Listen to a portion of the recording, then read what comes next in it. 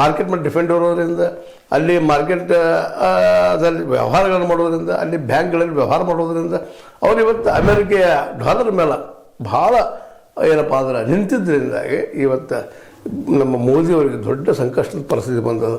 China Russia ಕಡೆ ಆಗ್ಬೇಕಾ ಅಥವಾ America ಕಡೆ ಆಗ್ಬೇಕು, ಅಮೇರಿಕಾ ಧಮಕಿ ಕೊಡ್ತಾ ಇದೆ. ಮತ್ತು ಇತ್ತೊಂದು ಪ್ಲೀಸ್ ಮಾಡಿ ನಾವು ನಿಮ್ಮ ನೋಡ್ರಿ ಟ್ಯಾರಿಫ್ ಕಡಿಮೆ ಮಾಡಿದ್ವಿ, ನಮ್ಮ ಜೊತೆ ಇರ್ರಿ ಅನ್ನೋಂಥ ಮೆಸೇಜ್ ಕೊಡ್ತಾ ಇದೆ. ಹೀಗಾಗಿ ಇವತ್ತು ಭಾರತ ಅತಂತ್ರ ಆಗಿದ್ದರೆ ಈ ಜಗದಲ್ಲಿ ಇವತ್ತು ಏನಾಗ್ತಾ ಇದೆ, ರಷ್ಯಾ ಚೈನಾ ಒಂದು ಕಡೆ ಆಗ್ತಾ ಇದ್ದಾರೆ. ಚೈನಾದಲ್ಲೂ ಎಣ್ಣೆಯ ಇವಿಲ್ಲ, ಖನಿಜಗಳಿಲ್ಲ.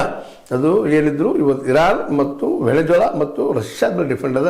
ಹೀಗಾಗಿ ರಷ್ಯಾಗೂ ಅನಿವಾರ್ಯ ಅದ. ಯುಕ್ರೇನ್ ಗೆಲ್ಲಬೇಕಾಗಿತ್ತಪ್ಪ ಅಂದ್ರೆ ಎಣ್ಣೆ ತೊಗೊಳ್ಳೋಂಥವ್ರು ಬೇಕು, ಇಂಡಿಯಾ ಮತ್ತು ಈ ನಮ್ಮ ಚೈನಾ ಅನ್ನುವಂಥದ್ದು. ಯಾಕಂದ್ರೆ ಹೆಚ್ಚು ದೊಡ್ಡ ಮಾರ್ಕೆಟ್ಗಳಿದ್ದಾವೆ, ಅದರಿಂದ ತಮ್ಮ ಯುದ್ಧಕ್ಕೆ ಅನುಕೂಲ ಆಗ್ತದೆ ಅಂತೇಳಿ.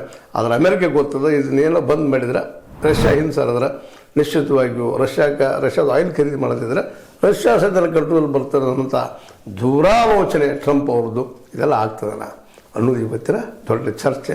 ಆದರೆ ಯುದ್ಧ ಮಾತ್ರ ಆಗುವ ಹಂತಕ್ಕೆ ಬಂದು ನಿಂತದ. ಇವೆಲ್ಲ ದೃಶ್ಯಾವಳಿಗಳು ನಾವು ಈ ಹಿಂದೆ ನೋಡ್ತಾ ಹೋಗೋದ್ರ ಗೊತ್ತಾಗ್ತದೆ. ಇಡೀ ಇರಾನ್ ಸುತ್ತಮುತ್ತಲೂ ಯಾವ ರೀತಿಯಾಗಿ ಅಮೇರಿಕ ದಿಗ್ಬಂಧನ ಮಾಡ್ತಾ ಇದೆ, ಪ್ರತಿಯಾಗಿ ಇರಾನ್ ಯಾವ ರೀತಿ ದಾಳಿ ಮಾಡ್ತಾ ಇದೆ. ಇರಾನ್ ಹಿಂದೆ ಯಾರಿದ್ದಾರೆ, ರಷ್ಯಾ ಮತ್ತು ಚೈನಾ.